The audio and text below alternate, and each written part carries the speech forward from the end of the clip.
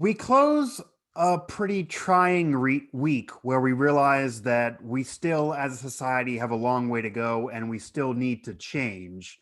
We also now close a pretty trying day and a pretty somber day as it closes with Chadwick Boseman passing away and the news of the Black Panther and the man who played Jackie Robinson in the iconic film passing away, oddly enough, on Jackie Robinson Day. So that brings some sadness to this week, but hopefully some hope to this week as well, to what he fought for and what many are fighting for, and what even Steelers head coach Mike Tomlin talked about before the Steelers Friday night practice about the future, uniting as a people and change for the future. Hopefully that can happen. Had to get that off my chest here. That was obviously the tone of this week. This, though, is going to be a show. It's a Pirates post-game show, Pittsburgh Postgame here on Pittsburgh Sports Live. So we're going to touch on the Pirates game here this evening, the post-game of this game, but had to obviously get that out there since that news of the day, news of the week. It's going to be news of the weeks to come, the months to come, and years to come until that change actually ever does happen, and we keep praying for that. But the Pittsburgh Pirates on this night, they didn't have it go well for them either. 9-1 loss at the hands of the Milwaukee Brewers, the same team they swept a weekend ago, which was their first series win of the year.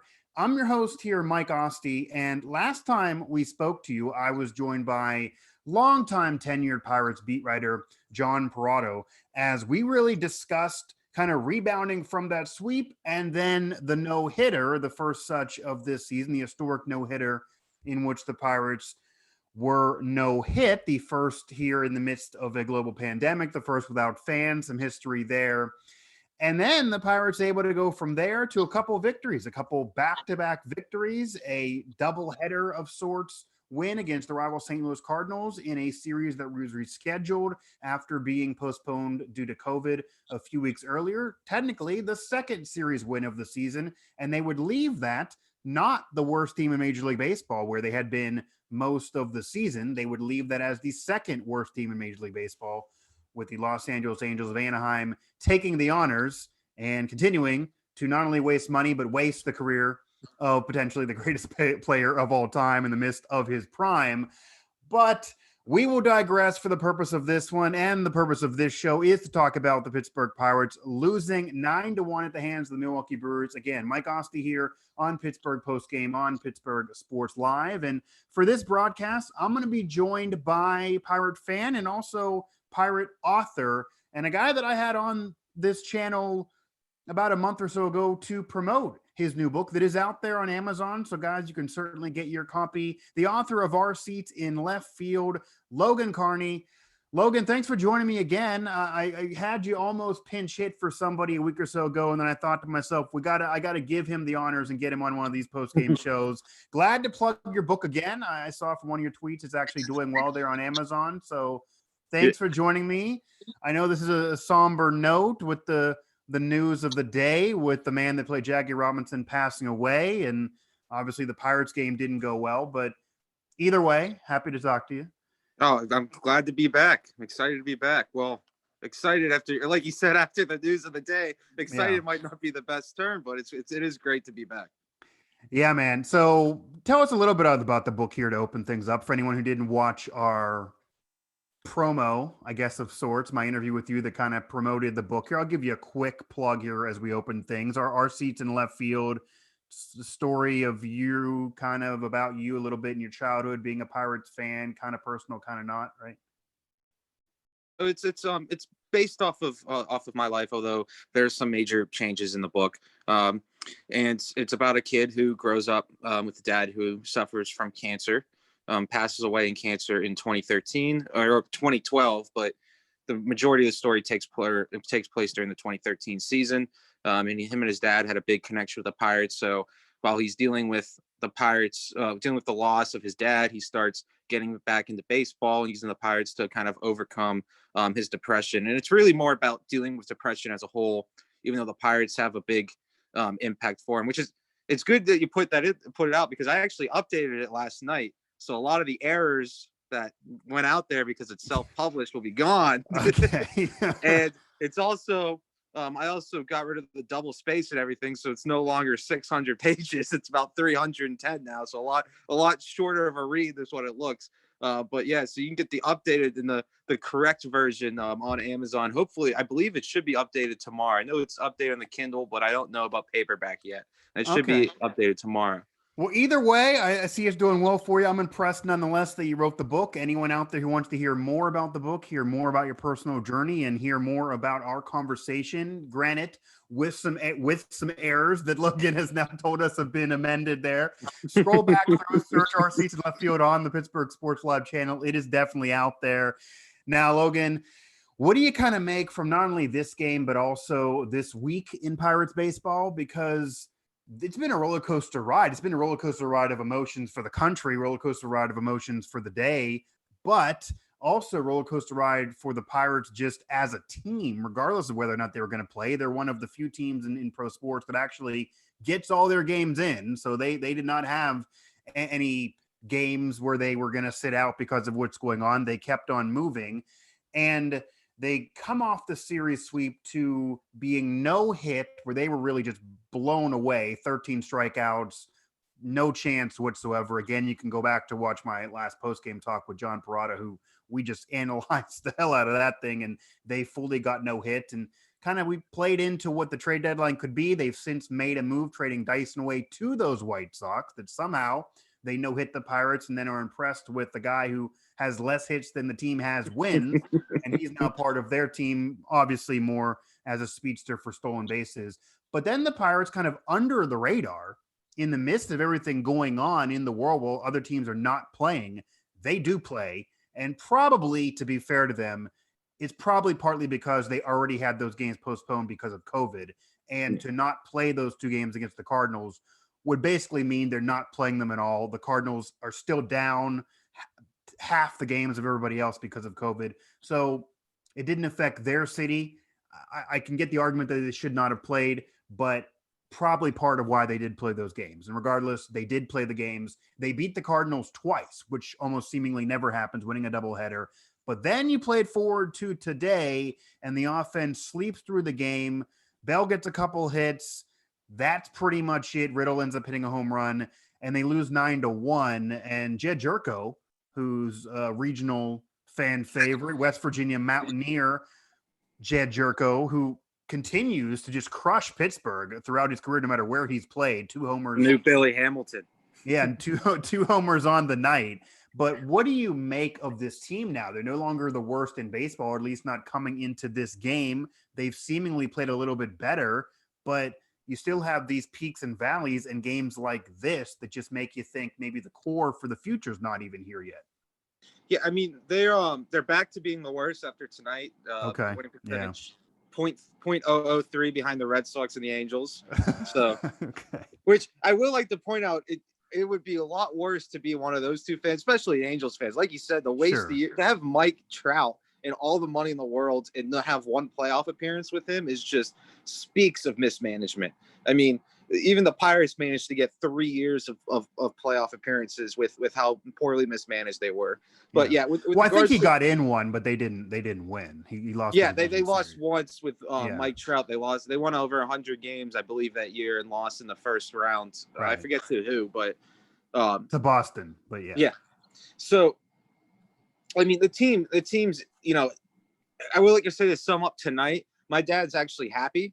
And I'm sure there's a lot of Pirate fans that are actually happy. Okay. Because a lot of from what I've seen, they gave up on the team about a week into the season, been trying to do the tank for Kumar Rocker movement and winning. Obviously, as much as you'd like to see the players play well, you know, to give you hope for the future, you still, you know, if you want to get that first overall pick, you can't exactly win all these games. Okay. So I know a lot of Pirates fans that were actually happy that they got shell shocked tonight, 9-1. But no, there's some guys in the future that I think on the team that they don't have that. There's nobody on the team that I think is the star of the future. They don't have that Andrew McCutchen, you know, and nobody has shown that this season. You Right. know, last year you thought it could be Brian Reynolds, you thought it could be Josh Bell, but Josh Bell has half as many home runs as Adam Frazier does right now. You know, and Brian Reynolds is having a major sophomore slump as well. You know, so there's no star player that you look at when your best hitter is Jacob Stallings and your best pitcher is Chad Cole. Yeah. You don't exactly have, no disrespect, they're both having good All right. seasons, but Right. they shouldn't be your top two players if you want to be a playoff team. Right. So there hasn't been much inspiration for the future this season.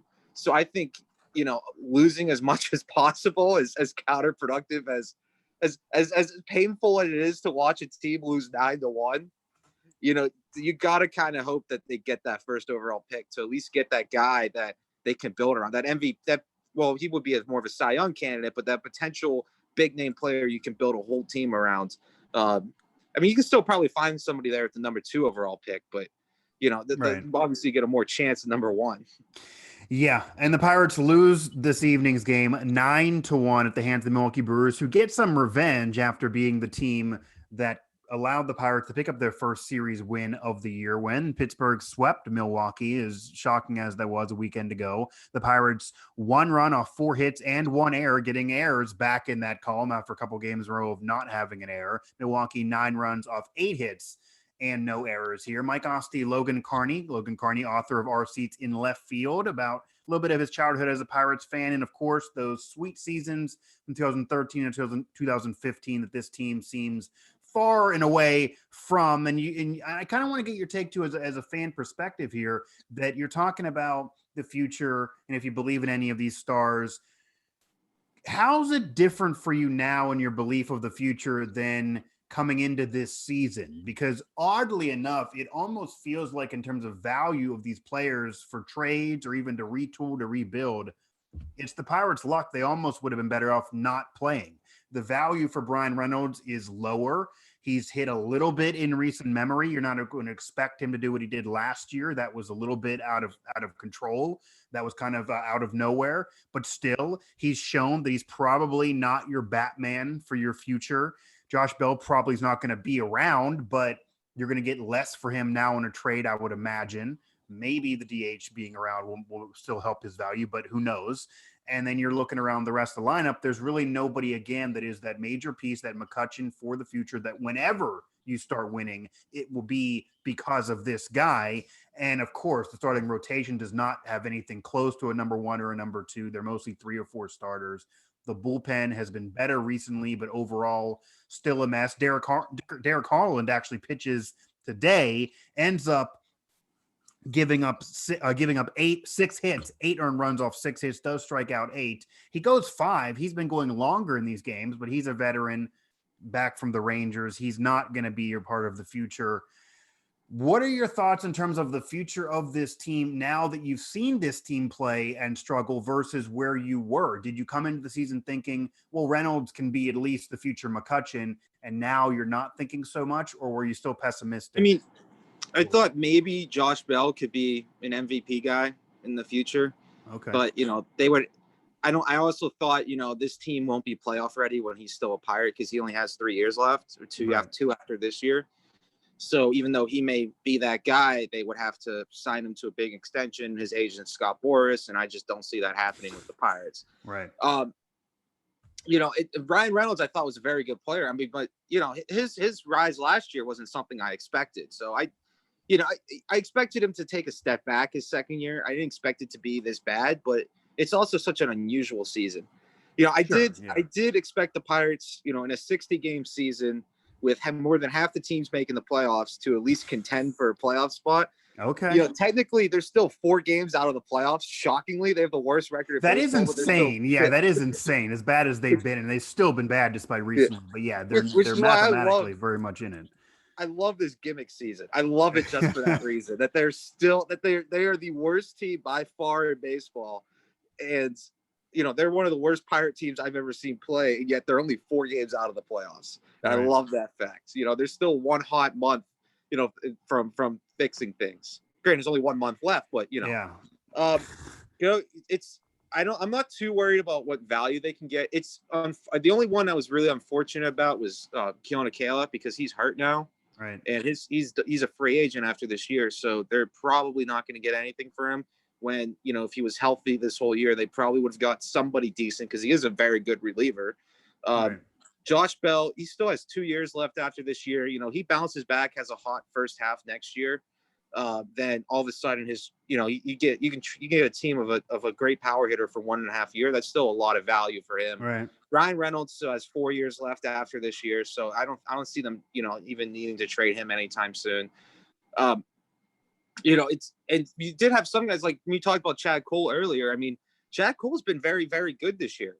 Just to pull up his statistics because I have him right in front of me. Yeah, I think I'm actually a Chad Cole guy. I know a lot of people are down on Chad Cole, but in terms of this staff, he has pitched better than a lot of guys. Arguably, him and Trevor Williams have pitched the best, and Cole's been kind of more consistent, certainly as of late. So, yeah, I think Chad Cole has pitched okay for sure. 2.52 ERA. I mean, his fielding independent pitching suggests that he should be doing a lot worse, but he's pitched very well in the 4 starts that he's had. It really comes down to because he has, I believe, 2-3 years left. So the good news is his value has gone up if the Pirates were to choose to trade him. Okay. And it sounds like right now Ben Sherrington it's really keen on cleaning house before. It sounds like he doesn't have many plans for any of these players in their future because from what the reports sound like, from what I've been reading. Right. I mean, obviously, I don't have an insider with the team, but from what I've been reading, it sounds like the Pirates are pretty open to cleaning house on a lot of these guys. Yeah, no, I mean, who we talked to, rose. what John said, what Prado said, I mean, that's pretty much the vibe that they would love. It almost comes across like they would love to clean house. Ben Sherrington doesn't have any relationship or is not married to any of these guys. However, the conversation also then goes to they may not be able to clean house as much as they normally would in a regular season. So while they want to clean house and they want to fully rebuild, even though they're not going to say the word rebuild for some reason, that it's very possible that this trade deadline may not be as crazy as some think. If I had to predict based on, people that cover this team and the sources I have, they want to clean house, but they're probably not going to be making tons of moves. They may not be able to clean house as much as they want to. It's very lucky for them that they have a lot of guys on their team that aren't free agents after this year, have at least a year left. Because in baseball, you always get high value from a player if they have multiple years, especially when it's on a team-friendly deal. I mean, look what the Pirates gave up for Chris Archer. Right. I mean, I don't expect the Pirates to get, a return like that for any of their players. But, like you said, Bell, Polanco both have, after this year, they still have 2 seasons left. If one of them bounces back in the first half of next year, then all of a sudden they're going to be, 2 of the most talked about trade targets on the market. So they'll get a lot of value next year. So that's a benefit to them, is that they have those guys for multiple years, that this down 60 game season, there's still a chance they can bounce back to really high value with just a strong first half next year. Right. Logan Carney, author of Our Seats in Left Field here. Mike Asti, Pirates edition of Pittsburgh Postgame on Pittsburgh Sports Line. Pirates losers 9-1 at the hands of the Milwaukee Brewers. Pittsburgh now falling to 9-20 on the season, where the Brewers are now 14-17. So not much better, but significantly better still. Now, speaking on the Pirates' future in a way, but also the other weakness of this team that was assumed to be a weakness of this team coming into the year, whereas other portions of this team, some of those stars, Reynolds, Bell, etc., Frazier, they were expected to do a little bit more. But I think everybody realistically was figuring the bullpen would not be good. The bullpen's been good in the past, but they've been dealing with injuries. There's a member of the former bullpen sitting in prison right now. So this bullpen is not what anybody would think would be a bullpen that's going to contend. The bullpen's been a little better recently. What are your thoughts on this bullpen in terms of how they're configuring it? They're giving Rodriguez a lot of spots towards the end of the pen. Do you like him in that role? He's given up some dingers, but he's been a little better than some of the other guys. The bullpen has not imploded games recently, but it's still a bullpen to be desired, of course. Yeah.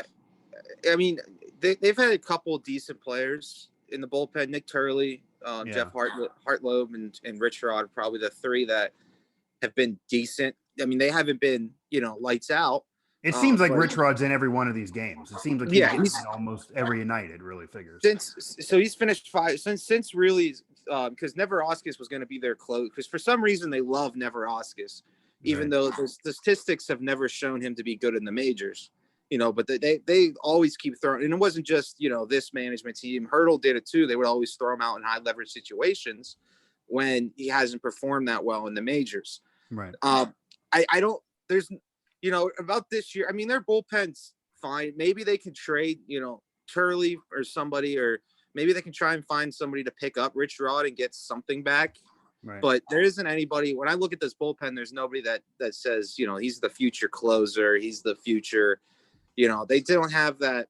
I don't want to say I don't want to say Rivero, because of just what happened with that situation, but they don't have that guy like him to be that lockdown future closer for the team. So I'm there's not much to really.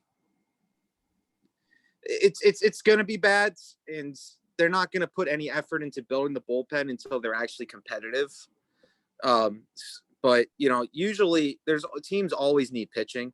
So they have a couple decent guys. Maybe they can get something for some of them, but they're not going to get any game-changing prospects. And I don't see any of these guys being a part of the future of the Pirates. No, it probably not. The only thing in terms of the overall pitching staff that could be helped in terms of a player who's increased his value, and we've been down on him in a lot of these post-game shows because he's really irrelevant to the future of this team. But Derek Halden, again, who started this game, allowing 6 hits, 8 earned runs, does have 8 strikeouts, goes through 5. He's not winning games. He allows a lot of runs, allows a lot of base runners, but he also can strike out players. He has World Series experience on those 2 back-to-back pennant winners with the Rangers early in his career. He's a guy that before teams might have thought his career was over, he might now have been able to prove that he has something left in the tank. And maybe even if you throw him into a bottom half of a rotation on a playoff team, or even if he's a guy who barely makes your playoff roster, but you throw on there and you could pitch an inning or two if you need late in a playoff series out of the pen. He has that experience that I could now actually see him bringing some value that maybe wasn't going to be there before, but he's probably somebody that is definitely traded away. There's no reason to keep him. And he's probably somebody that is traded regardless of what the value is. Whereas we talked about, again, that in a normal year, they would make tons of moves and sell the farm. They probably can't do that this year as much as Cherington would like, but he's probably somebody that's definitely going to be traded. But maybe now you get a little bit more value for him. Again, Logan Carney, author of Our Seats in Left Field here, Mike Asti on the Pirates edition of Pittsburgh Postgame here on Pittsburgh Sports Live. And Logan, we have to do this. This is a segment we've been doing every one of these shows. And it's been good, bad, and ugly. So we've been trying to get through it nonetheless here.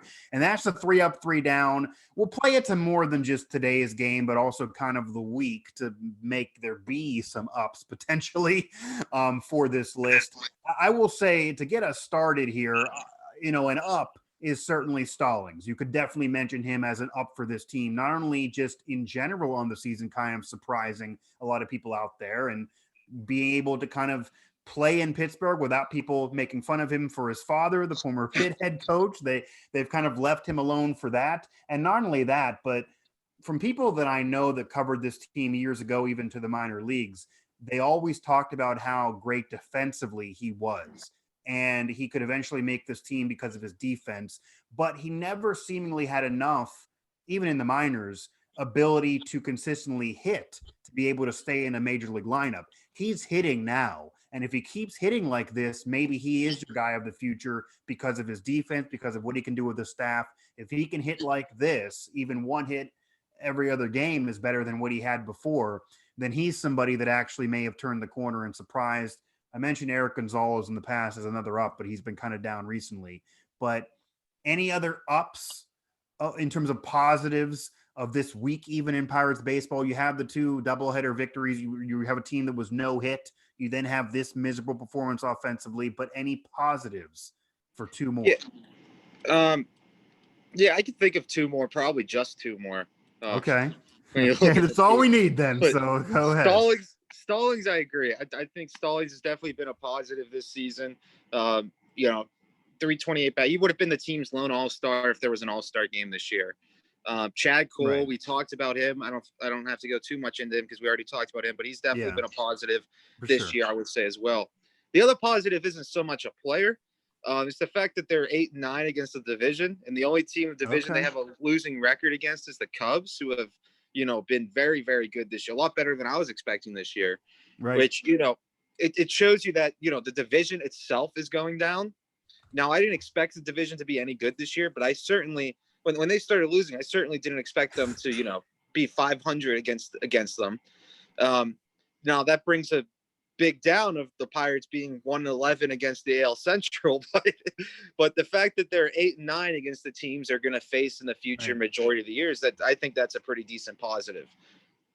That is, this team's 9-20 overall in the season. So to have 8 of those 9 victories, and the other one is a late ninth inning comeback win over the Minnesota Twins. You mentioned the lone win against the AL Central, which is a quality division, unlike say the National League Central. But yeah, 9-20 overall in the year to go 8-9 into the division. That actually is a big deal because you have that first series win against the Brewers. You then win the doubleheader against the Cardinals. The Pirates' 2 series victories are against division foes. And coincidentally, the teams that were contenders, the teams that were good, the teams that are in your book, there are seats in left field for another plug for you.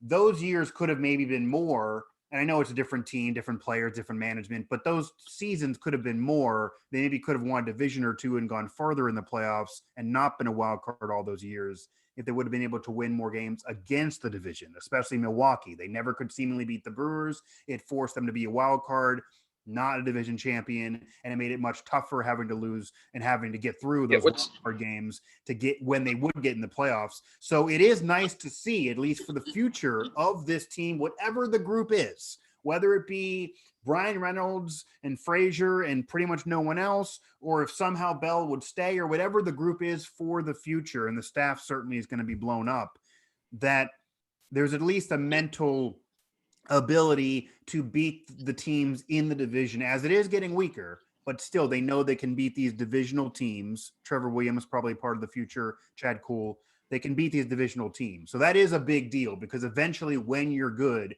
you're going to need to win these divisional games. And they are, even in one of the worst years in the history of the Pirate franchise, as bad as they've been, 9-20 on the year. Again, in baseball, not coming into the day, but once again now as we leave the day.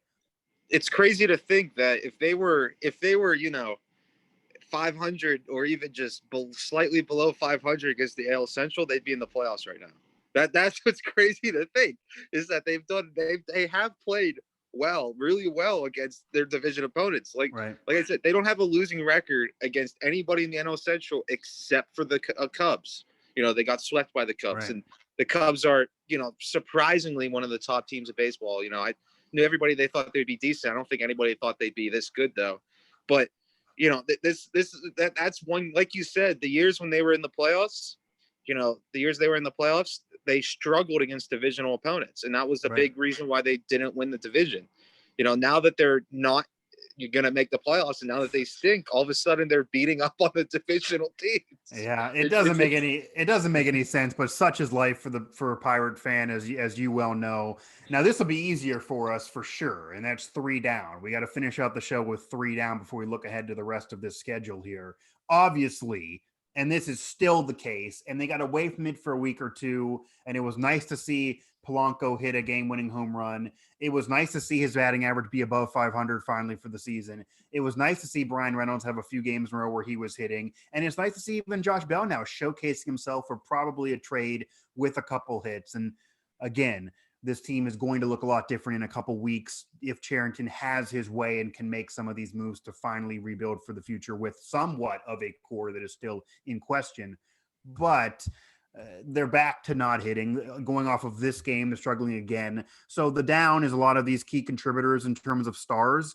You're looking at Reynolds, another 0 for 4 day, now hitting 192 on the year. Newman 0 for 3, Frazier 0 for 4. Bell does go 2 for 3 though. Again, Polanco 0 for 4, back to 114 with 2 strikeouts. So Polanco doesn't hit his first couple at bats. In the next one, he's back below 100 on the season, which would just be outstanding for any major league hitter who previously has been a borderline all-star. So those stars not hitting and this roller coaster ride of these stars slumping is definitely a major down for this team, not only in this game, but also this week. Um, Another down, I will say, and this is not as much against him, but just the situation in the lineup. Eric Gonzalez, who I mentioned as a previous up, and overall in the season is in up because he's played well above expectations and kind of what he was a few years ago. However, recently he started to slump again, and that's coincided with him being put in the leadoff position. When he was hitting earlier in the year, he was hitting 6, 7, 8. Now he's batting leadoff and still is batting leadoff. And I don't know if it's the pressure or what. He can't get on base as a leadoff hitter. Does he? I think once. Has he got on base at all? I know he's had an 0 for 5 and 0 for 3, 0 for 3 again. I don't know if I recall him, maybe the doubleheader. I think back to those playoff seasons when the Pirates would move Pedro Alvarez to the number 4 spot, and all of a sudden he would stop hitting well. Well, that's basically what's that's kind of what's going on here. And I get that they needed to switch things around though, because Frazier was not hitting. Newman, besides that Twins comeback, was not hitting. Those were the 1 and 2. So maybe to make a statement to them or to switch things around, Gonzalez was the best hitter prior to getting that leadoff role. So I get the thinking, but after now a week's worth of work, he's barely on base. Him being a leadoff hitter is a bit rough for me, so that's a down just based on placement, but another down for you. Yeah, this is going to tie into yours. Okay. I did want to add on the big thing with a lot of their stars. Bell, 33 strikeouts. Brian Reynolds, 30. He was supposed to be a contact hitter, 33 strikeouts. Gregory Polanco, 32 strikeouts. I mean, that's been a big reason for a lot of the down. But Frazier, 22. Yeah. You know, Moran was playing well. He had 23 in less games because he got hurt. But you know, a big reason for a lot of it has just been the strikeouts. Right. But to go on to another one we already kind of talked about. They don't have anybody with real trade value anymore. That's a huge down in a year that you'd want to try and rebuild the farm. You know, GM's first year with the worst team in baseball, and now guys like Josh Bell, maybe Polanco, Adam Frazier, trying to think, Keone Kela, who got hurt. You know, guys that you probably could have got decent players for, all of a sudden are either hurt or not performing. You know, Joe Musgrove, you know, he might be a guy for the future, but he's also somebody you could have got a lot back for in a trade because of how many years of control he has, but he's hurt. So I think the biggest down of this entire season is that there's no chance for Cherington to really rebuild the farm this year.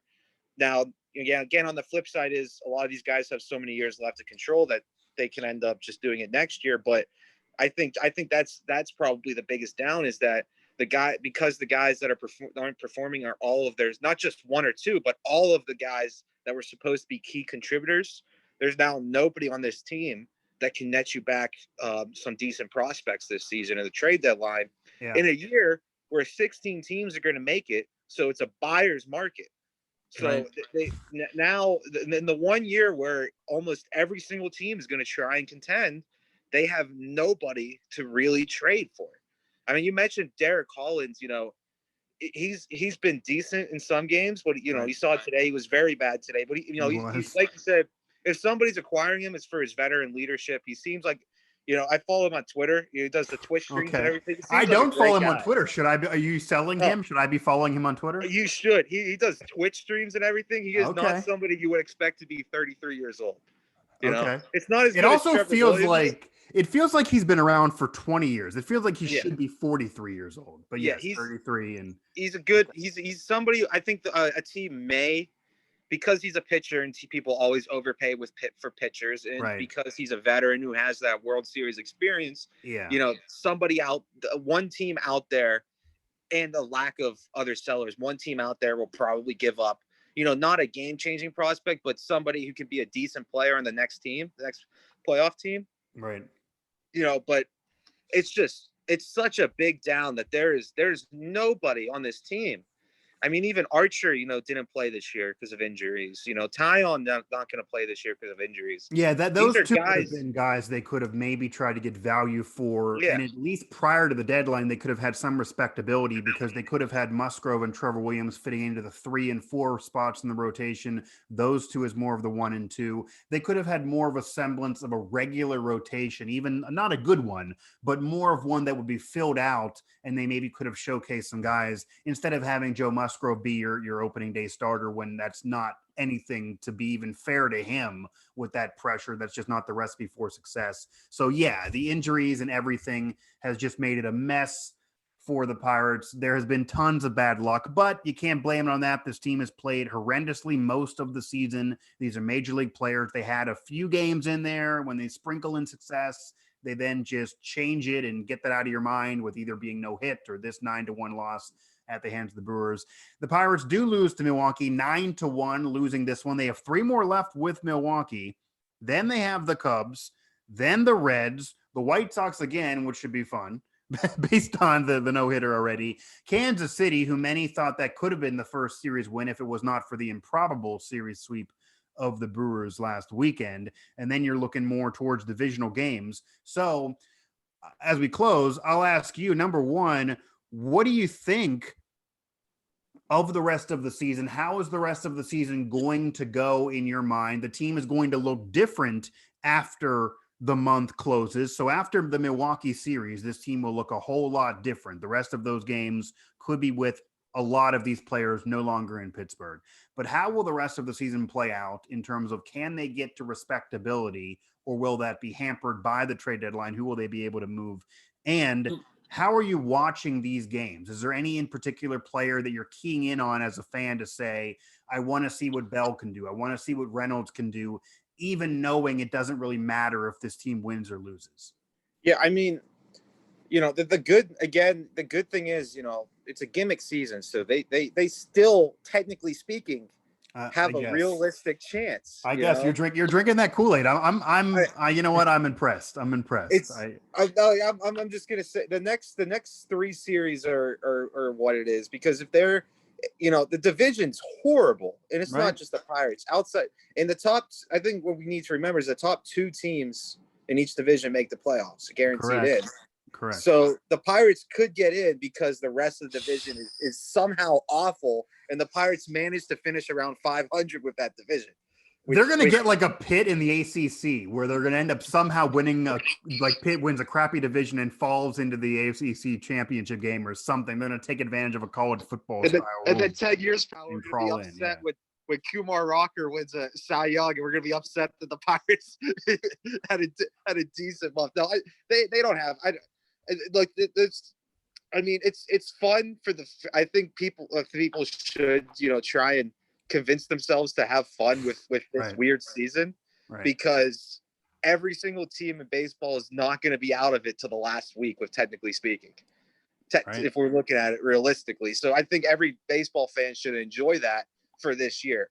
That being said, I'm on the Kumar train. I want them to lose. Yeah, I was going to say, do you even want that? Would that almost would be a Pirates thing to do? This is what the Pirates would do because of the franchise. They would somehow have a great week or two. They would not be able to trade everybody that they want to trade. They'd be forced to hang on. They would end up finishing even a game or 2 out of the postseason, but would be flirting with it until that final week, and then they would not be near the first overall draft pick. That's what they would do. They would miss the playoffs and miss out on the draft pick, because they would be a little bit better than the Angels and Red Sox playing well for 2 weeks. That's what's going to happen. If there's people to watch, you gotta hope that a guy like Polanco and a guy like Bell pick it up. It's such a weird season, but that doesn't excuse just how bad they've been, because it's not like they're having down years. They're having. I mean, Polanco he's what, 121 his batting average was going into today. It's 114 now. It is 114 now. So that is not good at all. I mean, that's not just a down season. No, that's a horrendous year. Yeah, that's something. And I know he's coming back from an injury, and he has been, for a guy that doesn't get a lot of hits, he has been hitting the ball hard when he actually makes contact. But he does, which is good to see with a guy coming off the injury that he had. but he needs to actually make contact, and that's something you got to look forward to, because these are the guys that, either management, somehow maybe Sherrington and co will be different and try and sign these guys to an extension, and they will be a part of the next core, or these are guys that should be traded to get in those prospects to be in the next core. So you got to hope that those guys bounce back. Brian Reynolds, he's somebody that he's not going to be the next McCutcheon, but he could be the next Marte, the next Neil Walker, one of those sidekicks, one of those, the Robin to the Batman, the guy that's there to help the team with the core. So he's somebody you want to see picked up. But a lot of this, I still think's next year. I think, I think if they call up Ke'Bryan Hayes, which they didn't call him up after they traded away Dyson, which surprised me. They called up Jason Martin.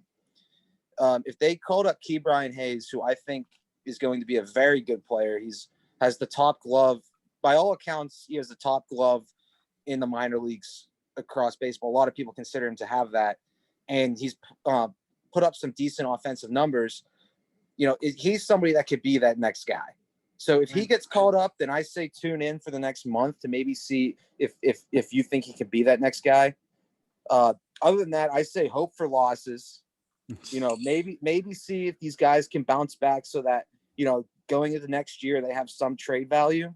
That's what I would personally root for, because it's fun that they're technically not going to be out of it till like the last week, but they have no chance of winning it all, regardless if they made it or not. So who cares? Want the, in my opinion, I'm somebody who I wrote a blog post the other day because I'm somebody who hates, I hate the people that criticize tanking, because certain franchises, especially small market franchises, in a way, it is the best strategy to tank, and it's been proven in pro sports that certain franchises, when they tank, if they tank properly, can turn it around and can contend for several years. Well, that's why I don't always work out, but you have to allow that to be the process. It would be better off for the Pirates to lose. There's no benefit of winning. Even crawling into the playoffs would not in any way be a good thing for this franchise. And we will see. We're going to get our answer in all these conversations of who is a part of this future. Do they know who's a part of the future? Have these stars played themselves out of being part of the future? We will have our answer on August 31st, because I am sure Ben Sherrington has probably already made up his mind on what he's watched for a month and a half on who is a part of his future. If I had to guess, Bell is not. He's probably going to let him go. Reynolds probably is. I'd imagine almost nobody else, depending on any offers that he can receive, is somebody that he's married to. He will definitely hear other offers. So we will see who is a part of this future. This team could look a lot different after this Milwaukee series. Again, it's going to be very interesting, but you don't want them to win. That is the only hope, is this team does not win too much and then can maybe set up the future. But it seems like they are, unlike 2009 or 2010, where there was a light at the end of the tunnel, because you still saw, and it's the beginning of your book, There Are Seats in Left Field. I'll give you another plug. You still saw the emergence of McCutcheon and company.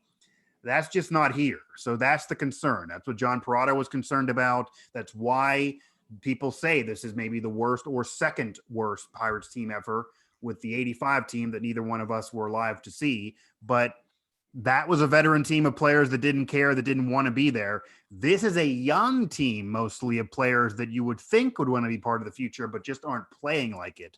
So that's the problem. The talent just does not seem to be there.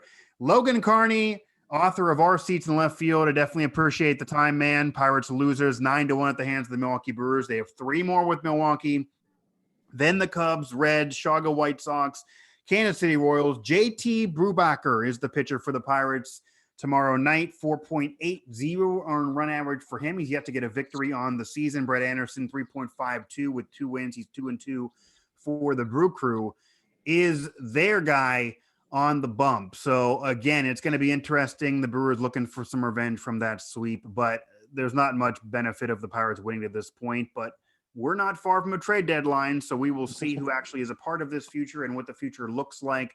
Good, bad, or indifferent, we're going to get our answers here coming up. But again, Logan Carney, author of Our Seats in Left Field. You can find it on Amazon. You can find it. It's a great account from a fan, a longtime fan, a personal story, as well as the best years of his Pirates life from what he can remember. And sad to say, Logan, that's probably the best years you're going to have for a while. So I will close that one. Make sure to hit us up all through the Now family of networks, and also make sure to find us on social and click subscribe here, bottom of the video. Help us get this content to you the easiest way possible. And find us on Twitter at PGH Sports Live. Somber night for sure, as Chadwick Boseman, guy who played Jackie Robinson, Black Panther as well, passes away on Jackie Robinson Day. As sad as that is, so rest in peace to him, rest in power to him, and a sad day for Major League Baseball. Hopefully, what's been going on this week can lead to a better future and change and some hope to the future in maybe the honor of Chadwick Boseman as well. But not for this Pirates team on the field, as they are losers 9-1 at the hands of the Milwaukee Brewers. Good night, folks.